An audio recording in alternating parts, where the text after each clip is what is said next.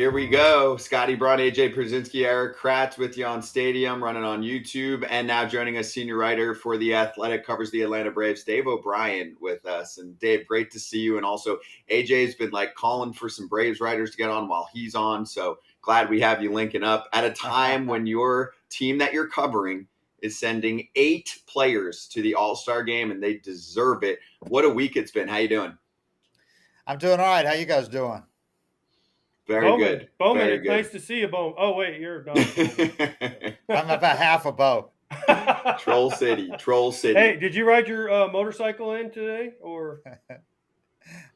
I've been able to ride about 2/3 of the time this year because if it's not more than a 20% chance of rain, I ride to the ballpark. I like but it. We're getting into the summer months where we get a chance of rain about every day now. But it was a good first half though for as far as good riding weather to the Dave, ballpark. Can we start with the poll question for you? Can we get an answer from you? Because there's some Braves involved. So we said, who else should join the Derby this year? Yeah. Options are, and I know Acuna already said, I'm not doing it this year. Right. But we threw him in there because why not? Acuna, Soler, your guy Matt Olson, Luis Robert, or Kyle Schwarber. Who would you want to see? Yeah, if Acuna had not said no, I'd put him probably, but Soler and Olson not very far behind. Soler is liable to hit 500 feet and in a home run derby. He's pretty exciting to watch and take BP especially. But Acuna he's otherworldly, man. But I tell you what, I think Acuna made the right decision. If I was having the season Acuna's having, I wouldn't do a damn thing to disrupt, even the chance of disrupting it, because he's doing some historic type things. He's on pace to just blow away lots of standards. Can't argue with you on that, but some guys like Juan Soto go into it and say it helped my swing. So maybe Acuna could get even better. I don't know. Matt Olson, he just hits homers. That's all he does. I don't think it would mess up his swing. And I don't think it's gonna bother him. Soler ex-Brave, great. This should be the All-Star, the Braves All-Star game with 8 guys, the entire infield, and you could make a case that Travis d'Arnaud could have made the All-Star team. You could. How about they've had 3 different catchers make it in 2 years, because Contreras made it last year as a DH, but he did what he did as a catcher. And then they got a totally different one this year make it with Sean Murphy, voted to start in his first year in the American League. And by the way, I was looking at this morning because Murphy doesn't have quite enough PAs to qualify for rankings now with d'Arnaud playing more. Murphy's still the primary catcher, but he's got just enough to not qualify. So I put in 200 plate appearances and looked at the National League. If it's 200 plate appearances or more, the Braves have 1, 2, 3 in OPS in the National League. That's crazy, man. With Acuna, Murphy, Olson. Have you seen a better Braves lineup in the last month than in your entire time? No way. No way. Even Chipper said this is the best Braves team offense he's ever seen. He said they had a hell of an offense in 98. He remembered having 6 or 7 guys hit 20. It wasn't quite that. It was 4 guys hit between 30 and 40 something that year, though. But the next 2 were like 13 to 10. And I think that's the difference in this Braves lineup is there's never been a team, not that I'm aware of, certainly not that I've covered, with the depth 1 through 9. I mean, you got the reigning National League Rookie of the Year batting 9th, Michael Harris, and he's on fire now. You got Eddie Rosario, who, by the way, led the team in OPS in June. And it's a historic month where they hit 61 homers, National League home run record for any month ever. Eddie Rosario led the team in OPS in June, and he's not on the All-Star team. And Marcell Ozuna has been on fire since the beginning of May. He's not on the team, All-Star team. Dave, couple things. One, don't ever compare yourself to the 98 Braves, because there's a very sad song by Morgan Wallen about the 98 Braves, how they didn't win. Right. So, and then 2, how dare you compare this team to my team in 2016, okay? We were the best lineup the Braves have ever had. We won more games than anybody ever did. So give us some damn credit, okay? Said nobody ever. If only not for injuries, man, right? No, man, I know. If only we didn't have such bad players, we would have worked out. But no, it's been pretty crazy because just when you think you've seen just about everything, you see Acuna have the season he had in 2019 before he got hurt. You've seen the first ballot Hall of Famer with Chipper, who was the best player I've ever covered, overall player. Then Acuna comes along and is threatening. If he plays 5 more years like he's even close to this year. He's going to replace Chipper in my brain as the best player I've ever covered. But this team, though, the depth they have, it's like a team like maybe the Mariners back in the day in the Kingdome, that team they had that incredible offense, then got beat in the postseason. But this Braves offense and the way they feed it off each other, and I think what really kickstarts it each night is their unbelievable first inning propensity that they have for scoring runs in the first inning with Acuna coming right out of the box hitting bombs. I mean, it's like first pitch, be in your seat, because if it's even close to the strike zone, Acuna's hacking. And there's a good chance he's hitting it out. And the first inning numbers are, Sarah Lang had a stat the other day. Their first inning numbers, they've got more hits, homers, and runs scored in the first inning than any other team has in any inning this year. They're good. By the way, Freddie Freeman says, screw you, Dave O'Brien, as far as the best players you've ever seen, okay? So he just texted me and was like, wait, did Dave O'Brien just say Acuna over me and Chipper? Oh, he said, screw you. No, I didn't say him. I did not say him. You just didn't mention him. You didn't mention him. Freddie is right up there for sure. Okay. For sure. But I got to take the whole defense into account too, right? With Acuna and what he's doing defensively and base running and everything. Hey, man, Freddie, I would have to say Freddie is right there with Chipper as the best all-around hitters I've ever covered.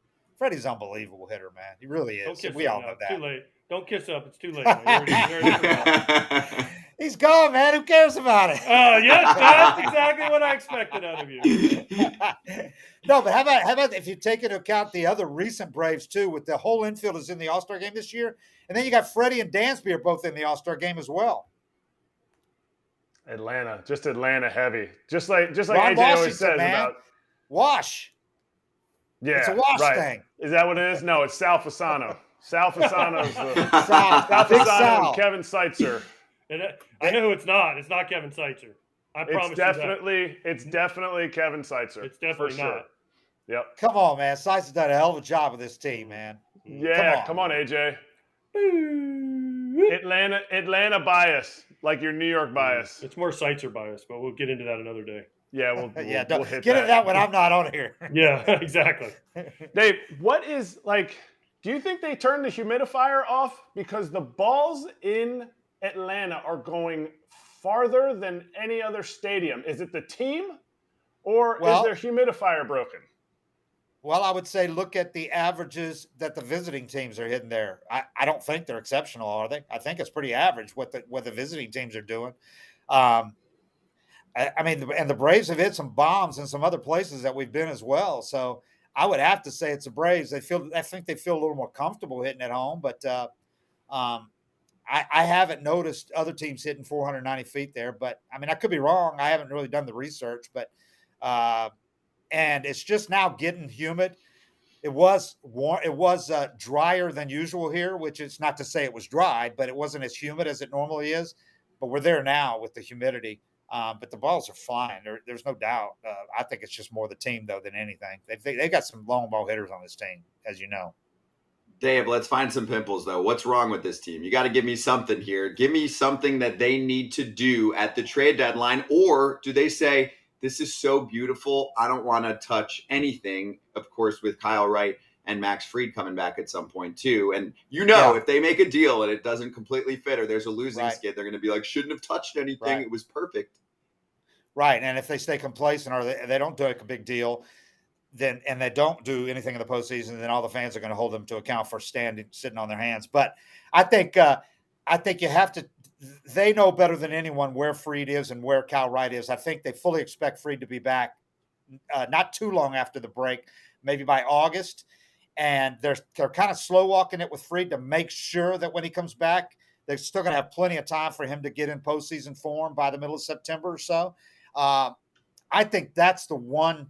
If you look at it, they're getting by with the starting pitching. Now, they still have great starters ERA. It's the best in the National League, I think.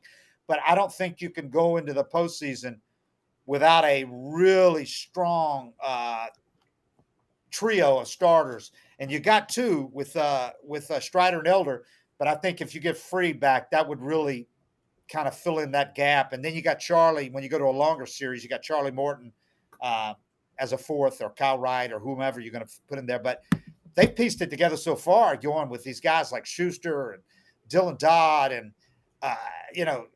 AJ Smith-Shawver came up 20 years old with like 3 years of pitching experience in his life.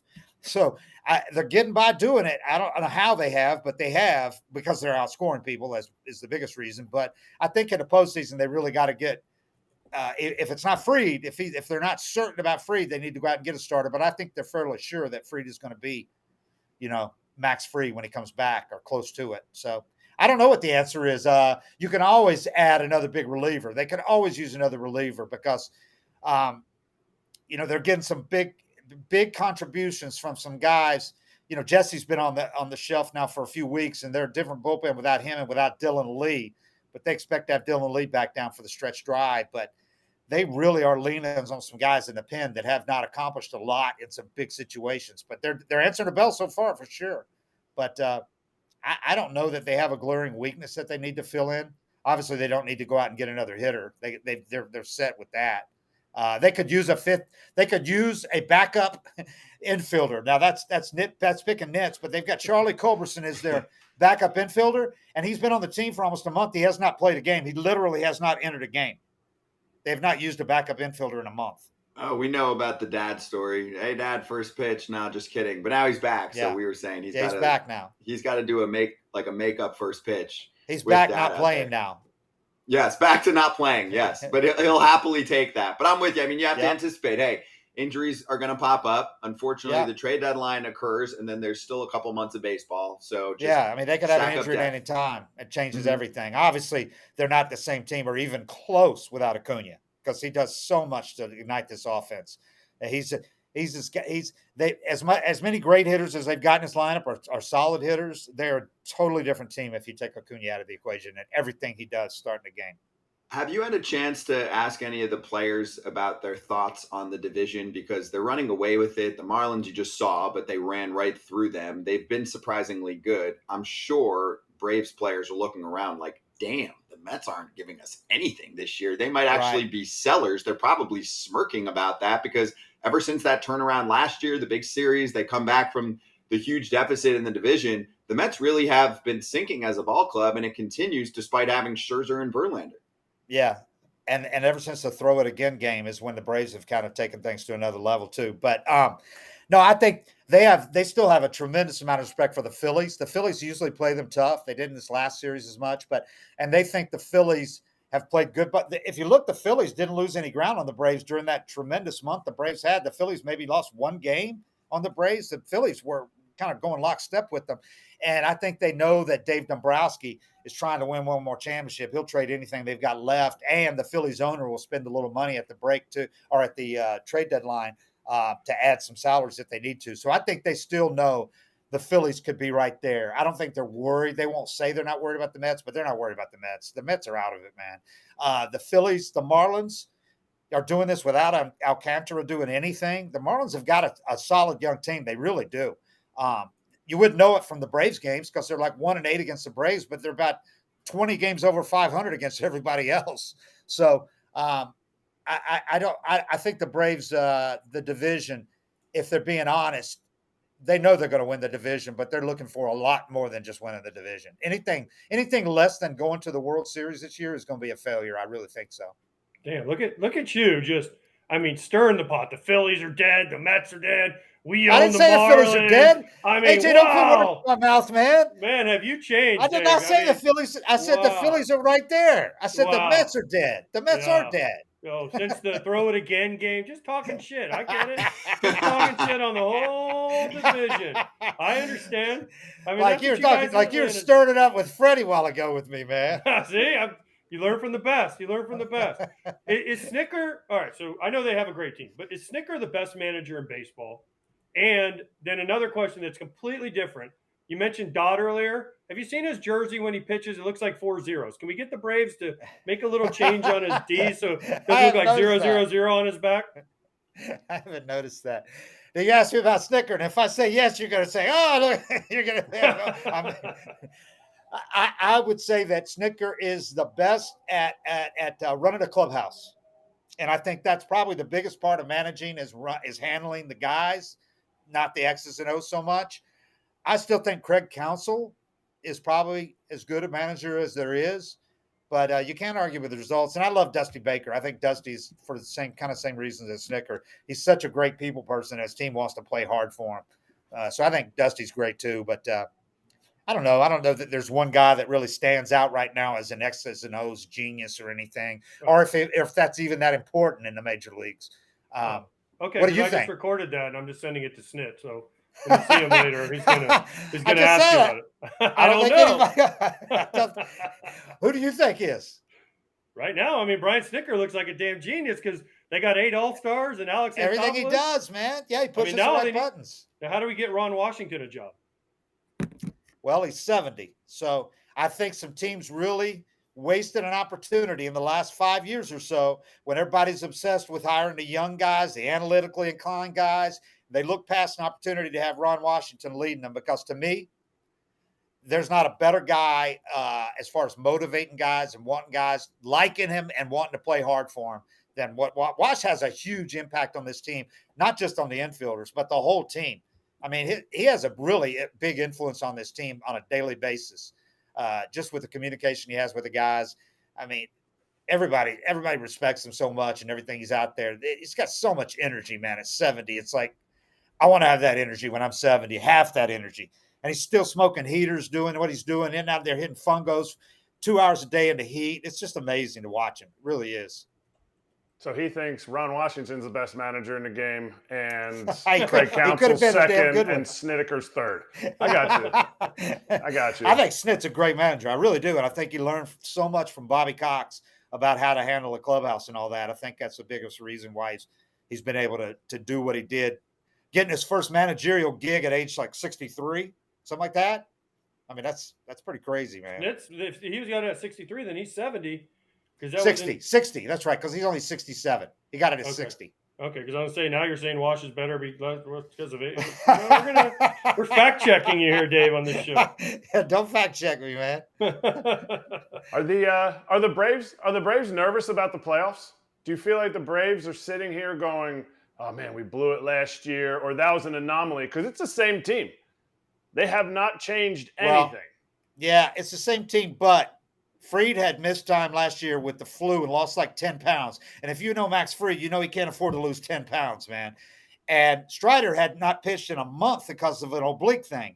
And he went against Philly and blew him away for 2 innings and then just fatigued, man. He was nothing after that. So that was a huge part of that series, on top of the Phillies getting hot at the right time. I mean, the Phillies were all of a sudden were hitting. We're getting huge hits, and their ballpark was it was loud there last year. So they got out at the right time. I think this Braves offense is so much better now. With Acuna was not the same player last year. Acuna was a shell of what he normally is last year. He's playing with the sore knee for most of the year, never really got on any kind of a roll. So, I mean, yeah, it's mostly the same personnel without Dansby and got RC at short, but it's the same personnel, but it's not the same personnel, if that makes any sense. Yeah, that makes sense. And for me, Acuna makes easy sense because he was coming off the knee and he kept talking about it last year. Yeah, night and day difference with him. What's surprising to me is some of the players that were on the roster last year that were average to below average players. And I know Acuna picked it up towards the end of last season, but then he kind of sunk back down in the playoffs. They figured him out. But Acuna, well above average hitter this year. Orlando Arcia obviously is on another level right now. It's players like that to me that stand out that make you look at the lineup and go, well, shit, the bottom of the lineup I can't handle right now. Is that the biggest surprise offensively for the ball club? And is there any reasoning for how those guys improved so much? Well, yeah, Arcia went from – what did you say? He said Seitzer. Oh, yeah. Well, besides Seitz. Arcia went from competing for – the shortstop job in spring training when the 2 rookies kind of stepped forward midway. They said it was going to be Shoemaker Grissom. All of a sudden, Arcia had faded in after coming into spring training, saying it was going to be Arcia or Grissom. Shoemaker had a couple of good weeks in camp, and all of a sudden, even Snit said we're going to take Shoemaker or Grissom. This was a week and a half before the end of camp. We're going to take Shoemaker Grissom, and Arcia was going to be the utility infielder again. And then they did an about face on a week 3 or 4 days before the end of camp and said, no, we're optioning both of those, Shoemaker and Grissom. We're going with Arcia. So Arcia, nobody saw this coming, what he's done. He has not hit as much lately, but he's still had a tremendous first half. I mean, obviously he's in the All-Star game, was voted to start. But a few of the other guys you mentioned, Harris really, was hurt the first month of the season with the back and then the knee. So he didn't really get going until 3 or 4 weeks ago. And Chipper, said, once he gets going, I think you're going to see the offense go to another level. And it really has since he got going. But it's kind of like, everybody, Ozuna was terrible last year, had the arrest, had the second arrest in 2 years, and he was bad.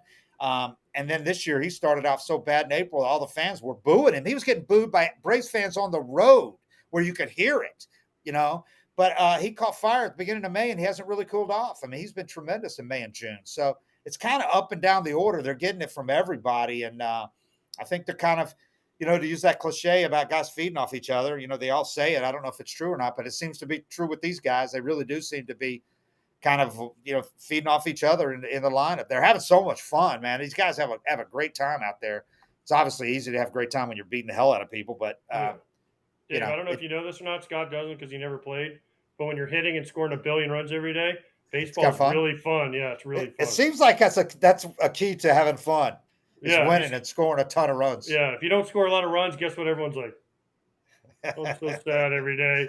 But if you're hitting bombs like the whole team is for the Braves, guess what? Everybody's lining up the bat rack. It's fireworks. It's like, let's go. We can't wait to play today. Otherwise, you look like the Mets, man. Or the 2016. Or the 2016. Boom, there it is. There it is. There it is. Drop the mic. Drop the water bottle. That's good. That's good. Hey, and that's math. So hey, you asked me who was the best manager. Showalter won Manager of the Year, didn't he?